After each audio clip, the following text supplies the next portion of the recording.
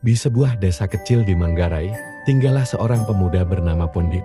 Pondik adalah anak yatim piatu yang hidup sederhana dengan berkebun dan bertani. Meski hidupnya penuh dengan kesulitan, Pondik selalu dikenal sebagai pemuda yang rajin dan baik hati. Suatu hari, saat Pondik sedang bekerja di ladangnya, dia menemukan sebuah benih padi yang bersinar.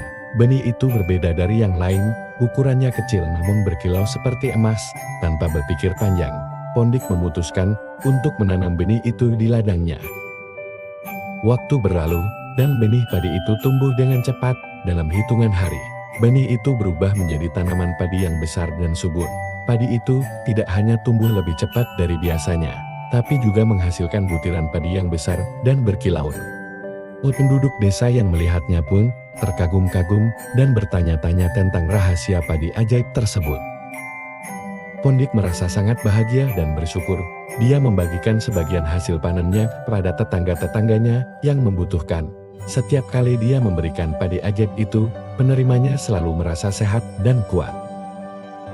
Suatu malam, Pondik bermimpi didatangi oleh seorang dewi yang sangat cantik. Dewi itu berkata, "Pondik, aku adalah penjaga benih padi ajaib yang kau tanam. Kau telah menunjukkan kebaikan hati dengan membagikan hasil panenmu kepada orang lain. Sebagai imbalan, aku akan memberikanmu satu permintaan." Pondik terbangun dengan perasaan takjub. Dia merenungkan permintaan apa yang paling penting untuknya dan desanya.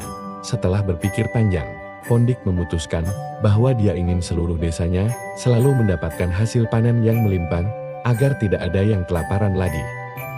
Dewi itu pun muncul kembali dalam mimpinya malam berikutnya dan berkata, "Permintaanmu sungguh mulia, Pondik. Mulai sekarang, ladang-ladang di desamu akan selalu subur dan menghasilkan panen yang melimpah." Benar saja, sejak saat itu, ladang-ladang di desa Pondik selalu menghasilkan panen yang melimpah. Penduduk desa hidup makmur dan tidak ada lagi yang kelaparan. Pondik menjadi pahlawan di desanya dan dihormati oleh semua orang. Kisah si Pondik dan padi ajaib ini kemudian diwariskan dari generasi ke generasi sebagai contoh kebajikan dan kebaikan hati, dan desa kecil itu pun dikenal sebagai desa yang penuh berkah dan kemakmuran.